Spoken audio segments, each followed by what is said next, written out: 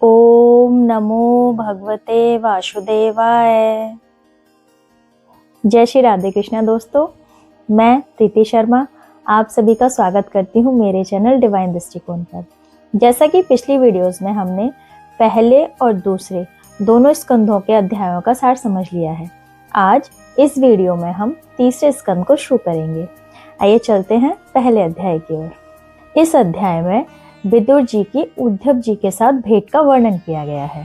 तो सूत जी कहते हैं कि राजा परीक्षित श्री सुखदेव जी से पूछते हैं कि विदुर जी श्री मैत्रेय ऋषि को तीर्थ स्थान करते समय किस जगह पर मिले थे, कहाँ पर उनका समागम हुआ था, और विदुर जी ने मैत्रेय जी से क्या प्रश्न किए थे। उनके प्रश्न साधारण तो होंगे नहीं, क्योंकि वह बहुत ही ज्ञानी थे, तो उनके द्वारा पूछे गए प्रश्न भी बहुत ही ज्ञानवर्धक रहे होंगे। साथ ही वह यह भी जानना चाहते थे कि विदुर जी क्यों तो हस्तिनापुर छोड़कर चले गए और क्यों ही वह वापस आए। तो इस पर श्री सुखदेव जी ने बताते हैं, यह उन दिनों की बात है जब अंधे धृतराष्ट्र अपने दुष्ट पुत्रों का पालन पोषण कर रहे थे और पांडु के अनाथ पुत्रों को लाक्षागृह में जलाकर मारने का प्रयास किया था। देखिए, लाक्षागृह होता है एक विशेष प्रकार का बनवाया हुआ भवन जिसमें लाख और घी मिलाकर बनाया गया हो, जिससे कि वह जल्दी आग पकड़ सके। तो इस प्रकार उन्हें जलाने का प्रयास किया था, मारने का प्रयास किया था, और दुशासन ने भरी सभा में द्रौपदी के केसों को पकड़कर उन्हें घसीटा और उन्हें अपमानित किया। ऐसा दुष्कर्म देखकर भी धृतराष्ट्र शांत रहे। उन्होंने अपने दुष्ट पुत्रों को ऐसा दुष्कर्म करने से भी नहीं रोका। साथ ही दुर्योधन ने अन्याय से राजा युधिष्ठिर का सारा साम्राज्य छीन लिया, सारा राजपाट हड़प लिया। जब युधिष्ठिर ने श्री कृष्ण को कुरुसभा में भेजा तो श्री कृष्ण का भी अनादर किया, उनके वचनों का भी आदर नहीं किया गया।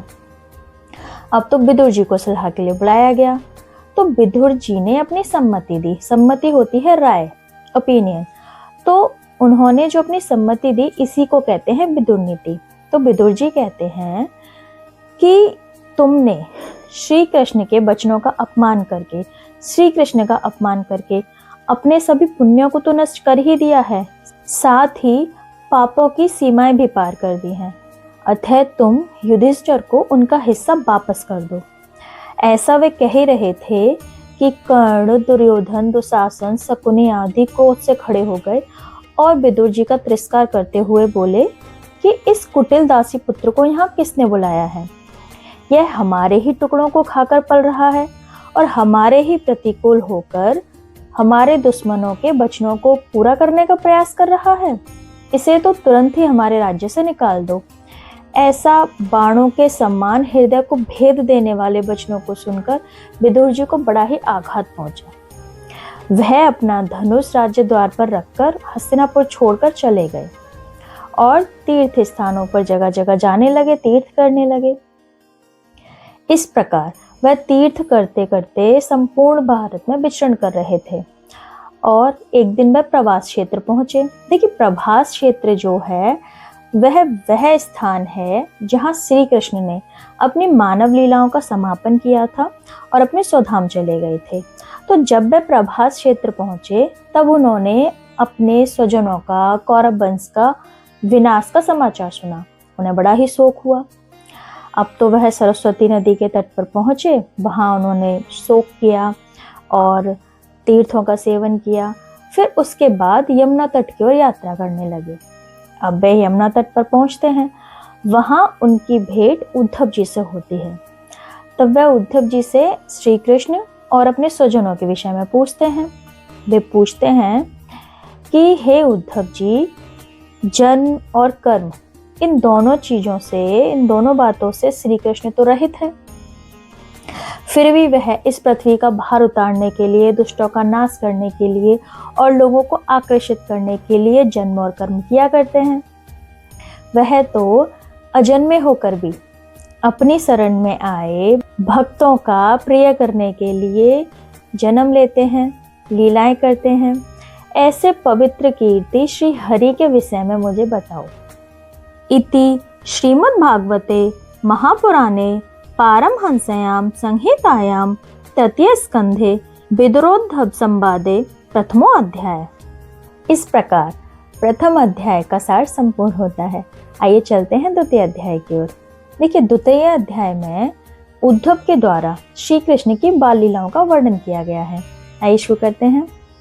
तो श्री सुखदेव जी कहते हैं कि विदुर द्वारा उद्धव से श्री कृष्ण के विषय में ऐसा प्रश्न किए जाने पर उद्धव जी को अपने प्रभु का स्मरण हो चला आया। उनका हृदय भर आने से वह कोई भी उत्तर ना दे सके। उद्धव जी जो थे वो श्री कृष्ण के परम भक्त थे, अनन्य भक्त थे। जब ये मात्र 5 वर्ष के थे तो खेल खेल में श्री कृष्ण की मूर्ति बना लिया करते थे और उसकी पूजा सेवा करते थे। इतना प्रेम था कि जब इनकी माता इन्हें कलयुग के लिए बुलाती थी तो वे वहां भी नहीं जाना चाहते थे। तो कलयुग होता है हल्का भोजन करना। अब तो उद्धव जी बहुत दीर्घ काल से श्री कृष्ण की सेवा याचना में लगे हुए बूढ़े हो चले हैं। अब उद्धव जी अपने शोक से बाहर आते हैं और विदुर जी को बताते हैं कि हे विदुर जी, कृष्ण रूपी सूर्य के छिप जाने से हमारे घरों को काल रूपी अजगर ने खा डाला है। वे श्रीहीन हो गए हैं। अब मैं श्री कृष्ण की क्या ही कुशल सुनाऊं आपको। मुझे तो श्री कृष्ण की लीलाएं बार बार याद आती हैं और मेरा हृदय भर आता है। उन्होंने अजन्मा होकर भी कंस के जेल में वासुदेव के यहाँ जन्म लिया और जो स्वयं सभी को अभय देने वाले हैं, उनका ये कहना कि हे माता जी, हे पिताजी, कंस के भय के कारण मैं आपकी सेवा नहीं कर पाया, मेरे इस अपराध को क्षमा कीजिएगा। उनकी ये सभी बातें याद कर करके मेरा चित्त भर आता है। मेरा चित्त बहुत ही व्यथित हो जाता है, दुखी हो जाता है। पापी पूतना ने जब श्री कृष्ण को मारने की नियत से अपने स्तनों पर हलाहल विष लगाकर उन्हें दूध पिलाया, तो श्री कृष्ण ने उस पापी पूतना को भी वह परम गति दी जो एक दाई को मिलनी चाहिए।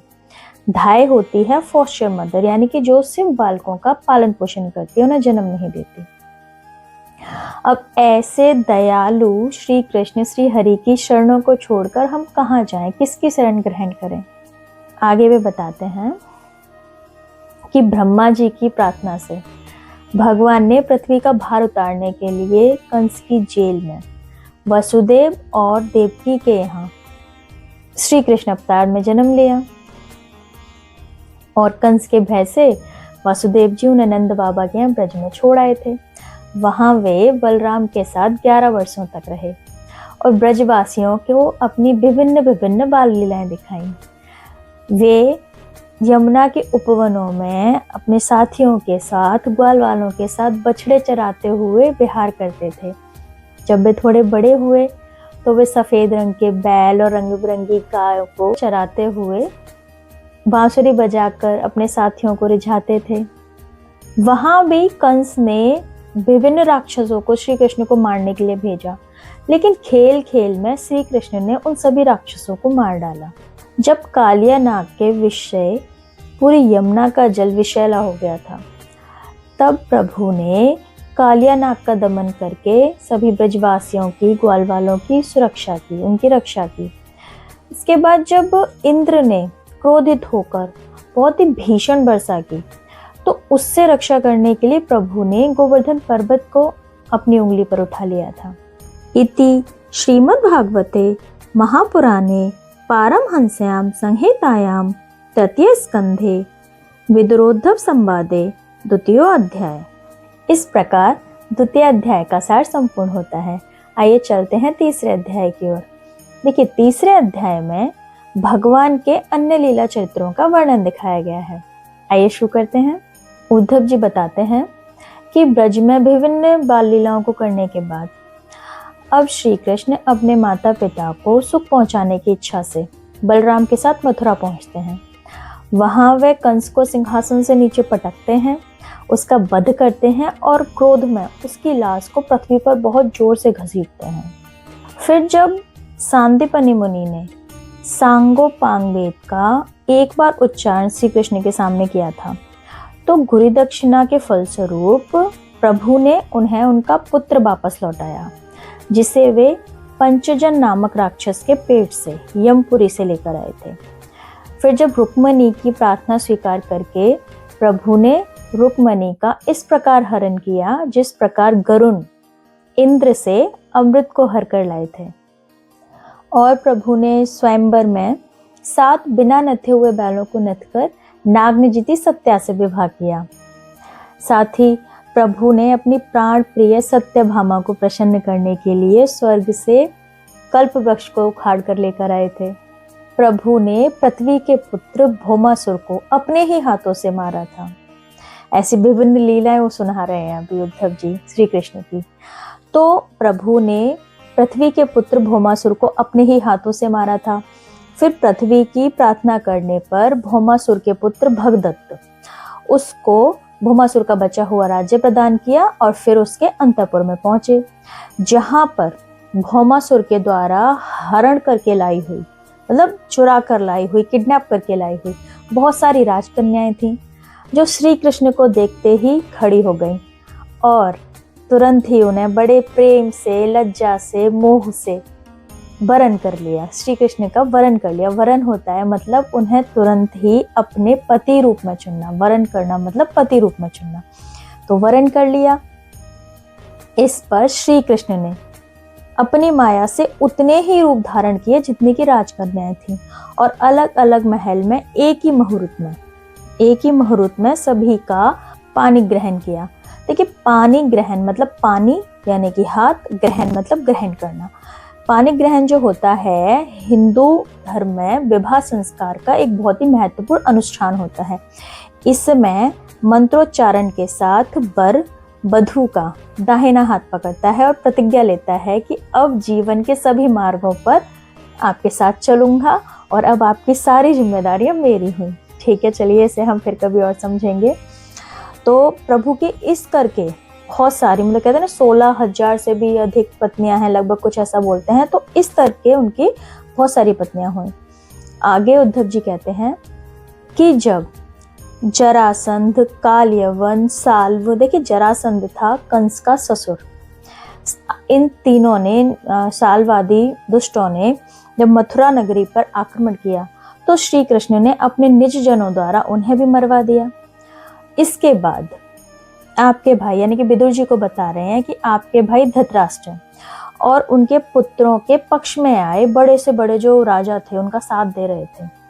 वो इतने भीषण बलवान थे कि कुरुक्षेत्र में जब वो अपनी सेना के साथ आते थे तो पूरी पृथ्वी डगमगाने लगती थी, कांपने लगती थी। उन राजाओं को भी मरवा दिया।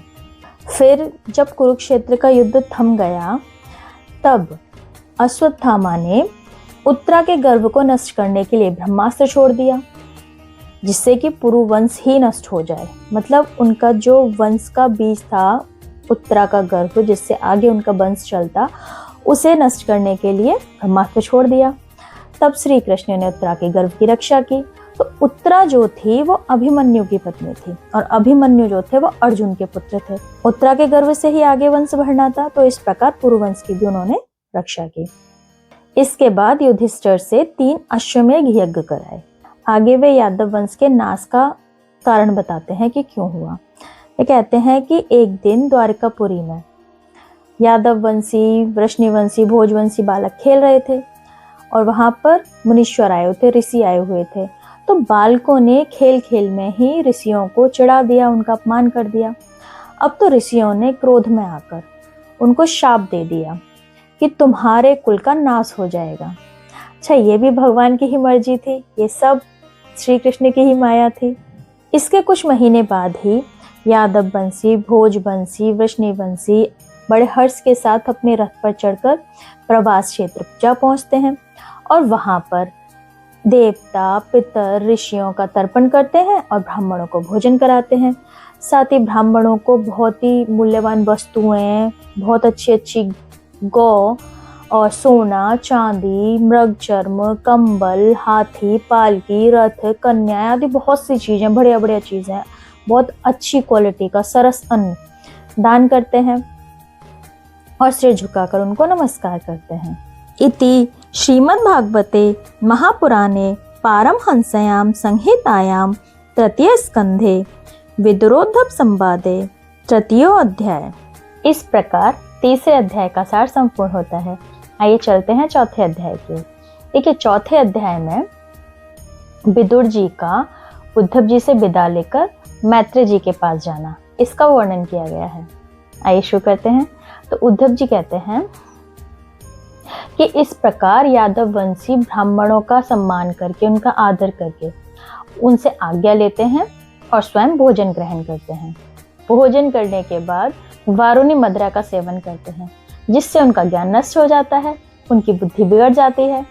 वह दुर्वचनों को बोल बोल कर एक दूसरे के ही हृदय को आघात पहुंचाने लग जाते हैं, घात पहुंचाने लग जाते हैं, मतलब गाली गलौज करने लगते हैं।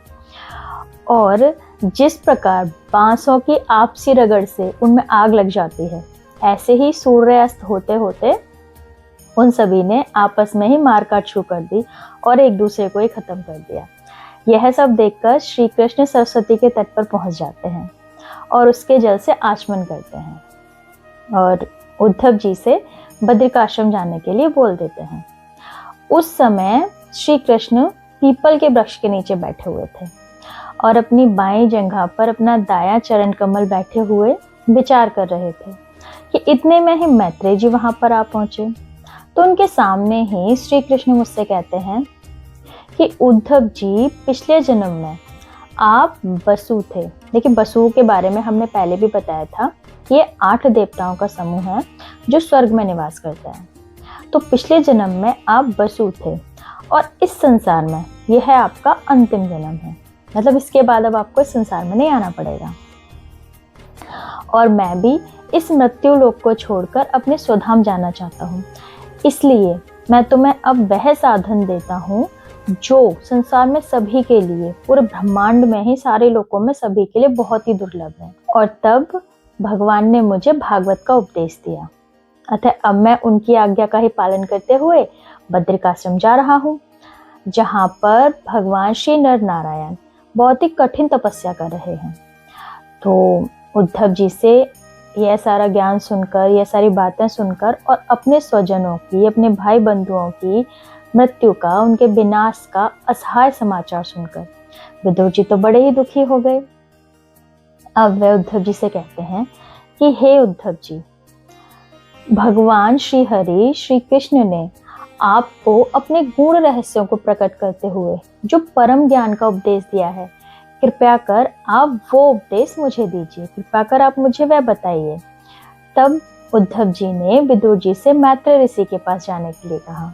अब इतना सब कुछ सुनकर परीक्षित से सुखदेव जी से पूछते हैं कि प्रभु, यादव वंशी सारे रथी मारे गए, यूथपतियों के यूथपति मारे गए। यूथपति होता है मतलब नेताओं का भी नेता, तो ये सब भी मारे गए। स्वयं त्रिलोकीनाथ श्री हरि को अपनी देह छोड़नी पड़ी, तो उद्धव जी कैसे बच गए? मतलब सबसे बड़े भगवान ने भी अपने आप को त्याग दिया, सबके पालनहार हैं, सब करता धरता उन्हीं के हैं, उन्होंने भी अपनी देह त्याग दिया, तो उद्धव जी कैसे बचे? तब श्री सुखदेव जी ने बताते हैं कि जब ब्राह्मणों के शाप से अपने यादव वंश का उन्होंने विनाश करवाया श्री कृष्ण ने, और स्वयं अपनी देह त्याग करते हुए उन्होंने विचार किया कि उद्धव जी ही हैं जो मेरे इस लोक से जाने के बाद मेरे ज्ञान की शिक्षा, मतलब मेरी ज्ञान की शिक्षा सभी को देते रहेंगे और इस लोक में रहेंगे। तो इसलिए उनकी आज्ञा से उद्धव जी बद्रिकाश्रम चले गए और कठोर समाधि लेकर बैठ गए। तो अब विदुर जी यमुना तट से गंगा तट की ओर चल दिए, जहाँ पर श्री मैत्रेय मुनि रहते थे। इति श्रीमद्भागवते महापुराणे पारमहंस्यां संहितायां तृतीय स्कंदे विदुरोद्धव संवादे चतुर्थो अध्याय। इस प्रकार चौथे अध्याय का सार संपूर्ण होता है। आइए चलते हैं 5वें अध्याय की ओर। देखिए, 5वें अध्याय में विदुर जी के द्वारा मैत्रेय जी से प्रश्न पूछना और मैत्रेय जी द्वारा सृष्टि वर्णन करना, इस पर विचार किया गया है, इसका वर्णन किया गया है। आइए शुरू करते हैं। श्री सुखदेव जी बताते हैं कि उस समय परम ज्ञानी मैत्रेय जी हरिद्वार क्षेत्र में विराजमान थे। विदुर जी वहां जा पहुंचते हैं और उनसे पूछते हैं कि मैत्रेय जी, आप मुझे ये बताइए कि इस संसार में प्रत्येक मनुष्य सुखों के लिए कर्म करते हैं, किंतु उनसे ना तो न सुख की प्राप्ति होती है, ना ही उनके दुख दूर होते हैं। तो इस विषय पर आखिर में करना क्या उचित रहेगा? आप कृपा करके मुझे बताइए। आप मुझे उस शांतिप्रद साधन का उपदेश दीजिए जिसके अनुसार आराधना करने पर भगवान अपने भक्तों के हृदय पर आकर विराजमान हो जाते हैं और उन्हें सनातन ज्ञान प्रदान करते हैं। आगे वे कहते हैं कि श्री हरि विभिन्न अवतारों को लेकर भिन्न भिन्न लीलाएं करते हैं। वह सृष्टि की रचना करते हैं, इसे स्थापित करते हैं और फिर उसमें जीवों की जीविका चलाने के लिए विधान करते हैं। वह ब्रह्मांड में प्रविष्ट होकर अनेकों रूपों में बट जाते हैं, अनेकों रूपों में प्रकट हो जाते हैं। आप कृपा करके मुझे इन सब के विषय में बताइए, इन सभी विषयों में मुझे बताइए। आगे भी कहते हैं कि श्री व्यास जी के मुख से मैंने ऊंच नीच वर्णों के धर्मों के विषय में तो कई बार सुना है, लेकिन अब उन सब से ना मेरा चित्त ऊब गया है। अब तो मेरा चित्त श्री कृष्ण कथा अमृत का पान करना चाहता है, अतः कृपा करके आप मुझे उसका उपदेश दीजिए। जब भक्तों के हृदय में भगवत के लिए रुचि बढ़ जाती है तो उनके दुखों का तत्काल नाश हो जाता है। जिस प्रकार भौरे फूलों से रस निकाल लेते हैं, उसी प्रकार आप कथाओं में से श्री कृष्ण की कथाएं निकालकर हमें सुनाइए। उस सर्वेश्वर प्रभु ने इस सृष्टि की रचना, स्थिति और संहार के लिए जो जो अवतार लिए, उनके विषय में आप मुझे बताइए। श्री सुखदेव जी कहते हैं कि विदुर जी के ऐसे प्रश्न सुनकर मैत्रेय जी बड़े प्रसन्न हुए और उनकी बड़ाई करते हुए बोले कि विदुर जी, आपने बहुत ही अच्छे प्रश्न किए हैं जो लोगों के हित में हैं। आपका इस संसार में सुयश बढ़ेगा। आप विदुर जी के औरस पुत्र हैं, अतः ये कोई बड़ी बात नहीं है कि आपका हृदय श्री हरि की भक्ति के आश्रित हो जाए। आप तो स्वयं भगवान यम हैं, जो मांडव्य ऋषि के शाप के कारण विदुर जी के वीर्य से उनके भाई की भोग पत्नी दासी के गर्भ से पैदा हुए हैं। मैत्रेय जी कहते हैं कि स्वधाम को जाते हुए श्री कृष्ण मुझे आज्ञा देकर गए थे कि मैं आपको ज्ञान उपदेश दूं, अतः मैं उनकी समस्त लीलाओं का क्रम से वर्णन करता हूँ। वे बताते हैं कि सृष्टि रचना से पहले केवल परमपिता परमात्मा ही थे, ना कोई दृश्य था ना कोई दृष्टा था। दृश्य और दृष्टा, इन दोनों का अनुसंधान करने वाली शक्ति को ही माया कहते हैं। इस माया से ही भगवान इस सृष्टि की रचना करते हैं। जब काल शक्ति के कारण माया में क्षोभ उत्पन्न हुआ, तब परमात्मा ने अंश पुरुष रूप स्थापित किया। आगे महतत्व की उत्पत्ति हुई। अब इस महतत्व में जब क्षोभ उत्पन्न हुआ, जब विकृति हुई, तो अहंकार की उत्पत्ति हुई, जो कि 3 प्रकार के होते हैं, वैकारिक, तेजस और तामस।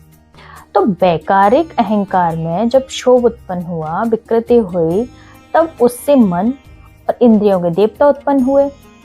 और तेजस अहंकार में जब क्षोभ उत्पन्न हुआ तो उससे ज्ञानेंद्रियां और कर्मेंद्रियां बनी। अब तामस अहंकार में विकृति होने से शब्दादि तन्मात्राएं और आकाश की उत्पत्ति हुई। आगे चलकर आकाश और वायु में जब विकृति हुई तो उससे रूप और तेज की उत्पत्ति हुई। अब तेज में विकृति होने से रस और जल की उत्पत्ति हुई, तो इस जल से ही पृथ्वी की उत्पत्ति हुई। अब बहुत सारे देवता भी जब तक बन चुके थे तो देवता लोग कहते हैं कि प्रभु, आपने ही हमारी त्रिगुणमय रचना की है, किंतु हम विभिन्न स्वभाव के हैं तो आपस में मिल नहीं पा रहे हैं, जिससे हम ब्रह्मांड की रचना नहीं कर पा रहे हैं। तो आप कुछ ऐसा उपाय सुझाइए कि हम ब्रह्मांड की संरचना कर सकें और समय पर आपको सभी प्रकार के भोग समर्पित कर सकें और हम भी अपनी योग्यता अनुसार अन्नादि ग्रहण कर सकें। तो आपने जिस कार्य के लिए हमें उत्पन्न किया है, उस कार्य को करने के लिए आखिर हम करें क्या? इति श्रीमद् भागवते महापुराणे पारमहंस्यां संहितायां तृतीय स्कंधे 5वां अध्याय। इस प्रकार 5वें अध्याय का सार संपूर्ण होता है। आइए चलते हैं छठवें अध्याय की ओर। तो देखिए, छठवें अध्याय में मैत्रेय जी बताते हैं कि जब सर्वशक्तिमान भगवान ने देखा कि उनकी महतत्व आदि शक्तियां संगठित नहीं हो पा रही हैं और विश्व की रचना करने में असमर्थ हैं, तब प्रभु पंचभूत, मन, महतत्व, अहंकार, 5 तन्मात्राएं, 5 ज्ञानेंद्रिय, 5 कर्मेंद्रिय आदि इन 23 तत्वों में प्रवेश कर जाते हैं, जिससे एक विराट पुरुष उत्पन्न होता है। इस विराट पुरुष के मुख से ही स्वर्ग तथा नाभि से अंतरिक्ष और चरणों से पृथ्वी आदि उत्पन्न हुए हैं तथा इनमें क्रमशः सत, रज, तम आदि गुणों के परिमाण के अनुसार ही देवता, मनुष्य, प्रेत आदि निवास करते हैं। विद्वानों का मत है कि इस विराट पुरुष के मुख से ही वेद और ब्राह्मण प्रकट हुए हैं, इसीलिए सभी वर्णों में ये श्रेष्ठ हैं और सबके गुरु हैं। विराट पुरुष की जांघों से ही वैश्य वर्ण उत्पन्न हुआ है तथा भुजाओं से क्षत्रिय वर्ण उत्पन्न हुआ है और इसके चरणों से ही शूद्र वर्ण की उत्पत्ति हुई है।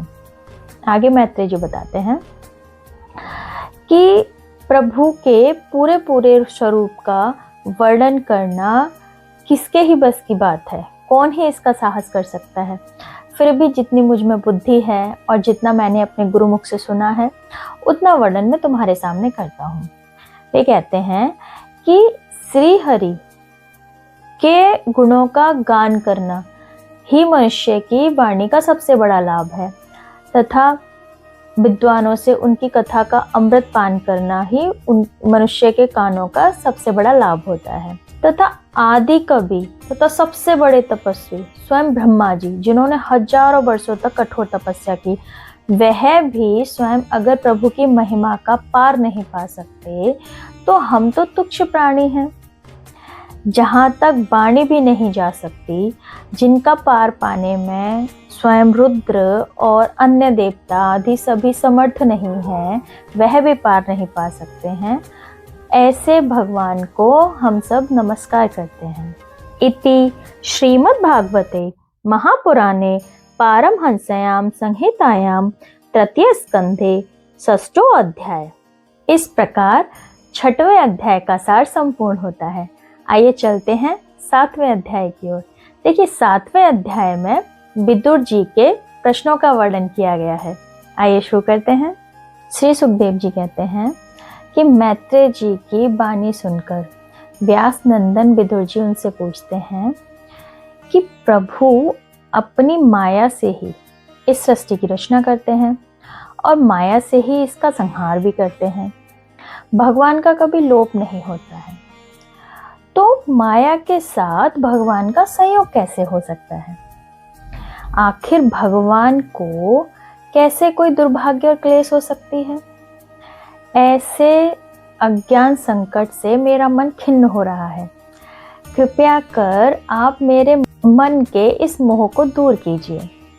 तब मैत्रेय जी उनसे कहते हैं कि जिस प्रकार स्वप्न देखते हुए मनुष्य को अपना सर कटा हुआ दिखाई देना ना होते हुए भी प्रतीत होता है, इसी प्रकार अज्ञानवश होकर जीवों को कोई बंधन ना होने पर भी उसका भास होता है, अर्थात प्रतीत होता है, आभास होता है।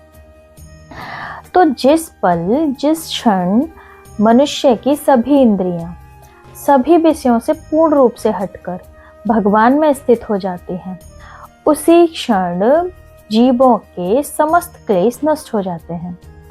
तो विदुर जी कहते हैं कि हे प्रभु, आपके ऐसे युक्ति युक्त वचनों को सुनकर मेरा संदेह छिन्न छिन्न हो गया है। अब आगे विदुर जी मैत्रेय जी से प्रश्नों की झड़ी लगा देते हैं पूछने के लिए। तो विदुर जी पूछते हैं कि धर्म, अर्थ, काम और मोक्ष आदि को प्राप्त करने के साधन और विधियां क्या क्या हैं? तप, दान और पूर्व कर्मों का फल क्या क्या होता है? प्रवास और आपत्ति के समय मनुष्य का धर्म क्या होता है? जनार्दन भगवान किस प्रकार के आचरण से प्रसन्न होते हैं और किन पर अनुग्रह करते हैं, मतलब अपनी दया लुटाते हैं? महदादी तत्वों का प्रलय कितने प्रकार का होता है। आगे और भी प्रश्न पूछते हैं। वे पूछते हैं कि जब भगवान योग निद्रा में चले जाते हैं तो इनमें से कौन कौन से तत्व उनकी सेवा करते हैं। ज्ञान, शिष्य और गुरु, इनका पारस्परिक प्रयोजन क्या है। ज्ञान प्राप्त करने के उपाय क्या क्या हैं। इन प्रश्नों को पूछते पूछते वो कहते हैं कि हे प्रभु मैत्रेय जी, मैं अज्ञ हूँ और आप मेरे सुहृद हैं। कृपया करके मैंने श्री हरि लीलाओं का ज्ञान प्राप्त करने की इच्छा से आपसे जो जो प्रश्न पूछे हैं, कृपया करके मुझे उनका उत्तर दीजिए। अब इस पर सुखदेव जी कहते हैं कि विदुर जी के द्वारा प्रश्नों की ऐसी झड़ी लगा देने पर मैत्रेय जी मुस्कुराते हैं और उनके प्रश्नों का एक एक करके उत्तर देने लगते हैं।